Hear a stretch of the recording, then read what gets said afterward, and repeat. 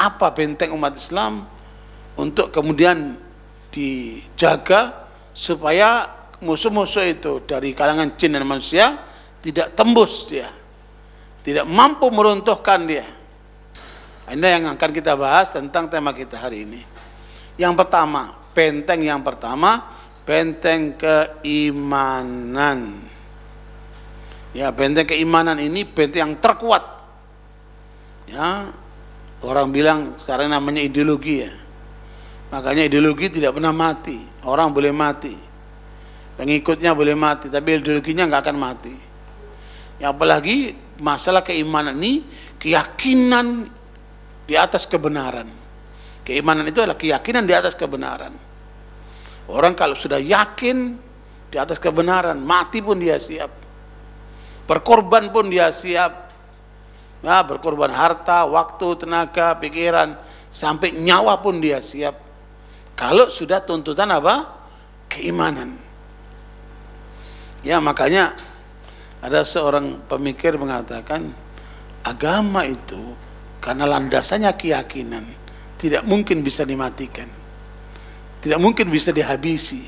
Dia seperti air, dia mengalir terus dia. Ya, beda dengan politik. Kalau politik itu landasannya kepentingan, ya, beda dengan hal-hal lain itu.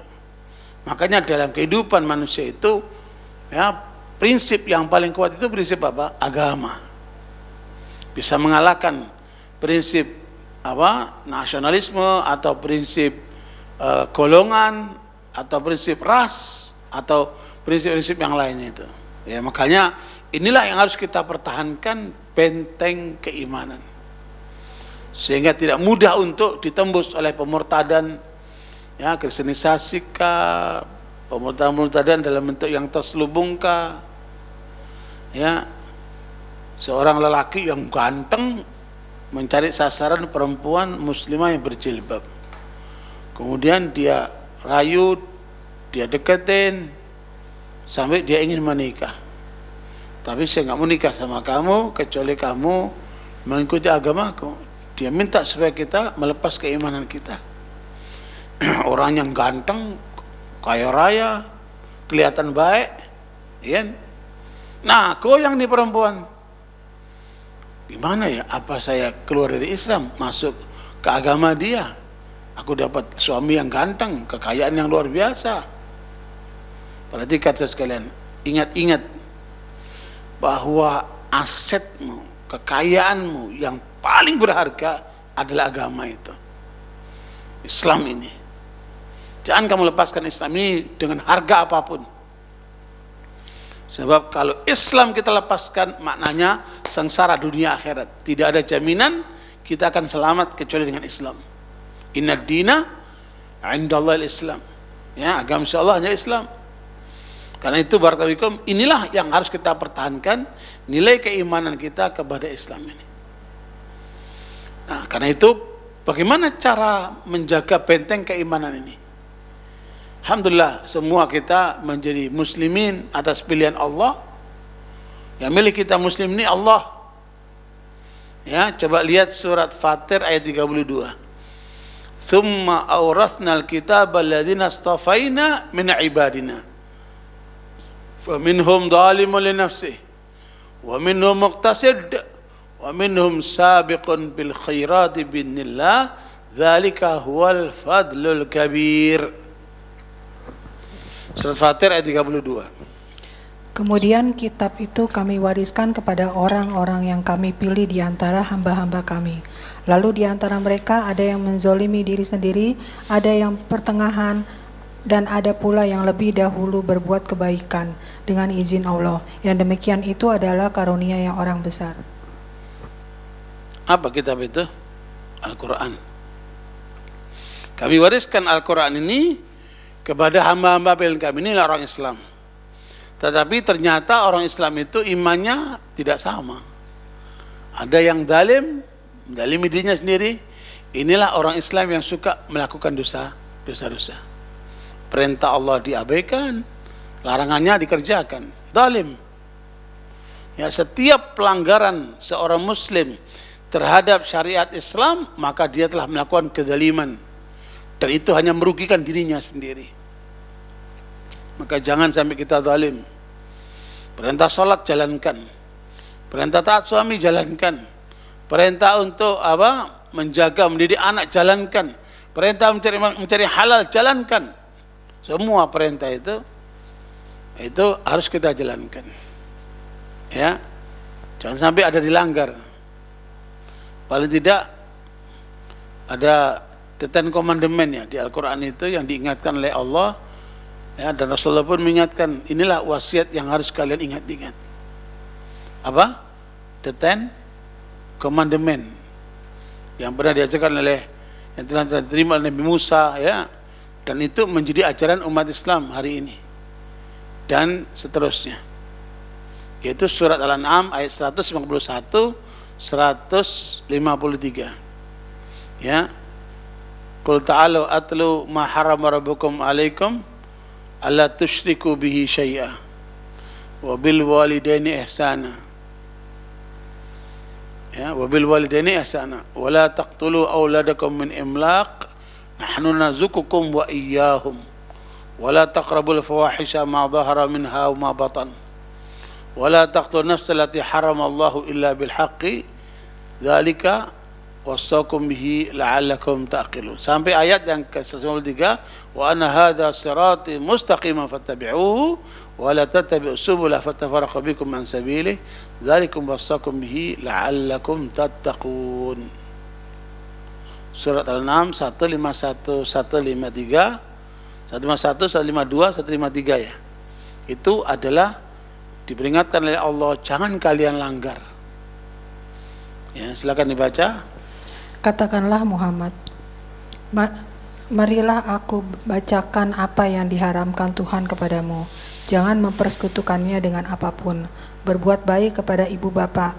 Janganlah membunuh anak-anakmu karena miskin. Kamilah yang memberi rezeki kepadamu, dan kepada mereka janganlah kamu mendekati pembuahannya keji, baik yang terlihat maupun yang tersembunyi. Perbuatan yang keji baik yang terlihat maupun yang tersembunyi. Janganlah kamu membunuh orang yang diharamkan Allah kecuali dengan alasan yang benar. Demikianlah dia memerintahkan kepadamu agar kamu mengerti. Agar kamu berakal. Ini kalau kamu mengerti. Iya, mengerti itu artinya berakal. Terus? Dan janganlah kamu mendekati harta anak yatim kecuali dengan cara yang lebih bermanfaat sampai dia mencapai usia dewasa, dan sempurnakanlah takaran dan timbangan dengan adil. Kami tidak membebani seseorang melainkan menurut kesanggupannya. Apabila kamu berbicara, bicaralah sejujurnya, sekalipun dia kerabatmu, dan penuhi janji Allah. Demikianlah dia memerintahkan kepadamu agar kamu ingat. Dan sungguh inilah jalanku yang lurus, maka ikutilah. Jangan kamu ikuti jalan-jalan yang lain yang akan mencerai-beraikan kamu dari jalannya. Demikianlah dia memerintahkan kepadamu agar kamu bertakwa. Ya, ada 10 itu. 5 poin di ayat 151, yaitu jangan syirik, berbuatlah terbaik kepada kedua orang tuamu. Kemudian jangan membunuh anak karena takut miskin, menggugurkan anak takut miskin, ya, karena rezeki itu datang dari Allah. Jangan mendekati perbuatan keji, ya, perbuatan keji itu termasuk zina, korupsi dan sebagainya itu, ya, termasuk dosa besar. Dan jangan membunuh manusia kecuali dengan cara yang benar. Cara yang benar itu ada 3 kata Rasulullah. Orang membunuh harus dibunuh, qisas, itu di pengadilan. Kemudian yang kedua, orang yang berzina padahal dia sudah berkeluarga, ya. Dan yang ketiga adalah orang yang murtad keluar dari Islam. Itu hukumnya bunuh. Itu pun semua lewat pengadilan, ya. Pengadilan syariah maksudnya. Karena barakallahu itu 5 poin di ayat ke-51 supaya kita ingat-ingat itu. Makanya semakin sempurna akal seseorang, maka 5 hal ini semakin dia perhatikan. Semakin kurang akal seorang, semakin dia melanggar 5 hal itu. Baru yang kemudian yang ke 152, peringatan kepada Allah, jangan kamu dekati harta anak yatim. Wala taqrabu malal yatim, ya, illa billati ahsan. Jangan mendekati harta yatim. Maknanya harta anak yatim itu harus kita jaga, kita usahakan, kita kembangkan sampai anak yatim itu masuk masa baligh. Kalau dia sudah dewasa, serahkanlah kekayaan itu kepadanya. Ya. Kemudian perhatikan ukuran dan timbangan. Ini untuk para pedagang di pasar-pasar itu. Ya, kalau dagang jangan ngurangi timbangan, jangan ngurangi ukuran. Ya, maka la auful al-kaila wal mizana bil qist, dengan apa? Penuh keadilan. Allah tidak membebani seorang lebih daripada kemampuannya. Penting dia berusaha untuk memenuhi ketentuan itu.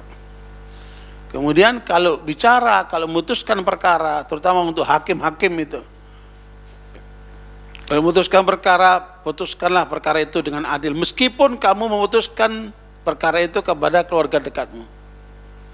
Ya, kemudian yang ke-9, tunaikan janjimu.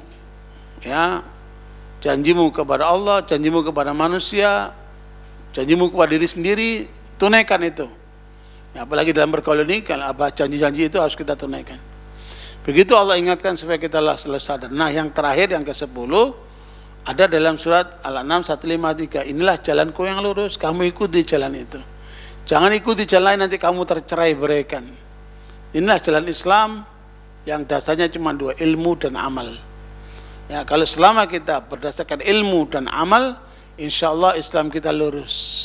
Ya, yang bersumber dari Al-Quran dan Sunnah tentunya.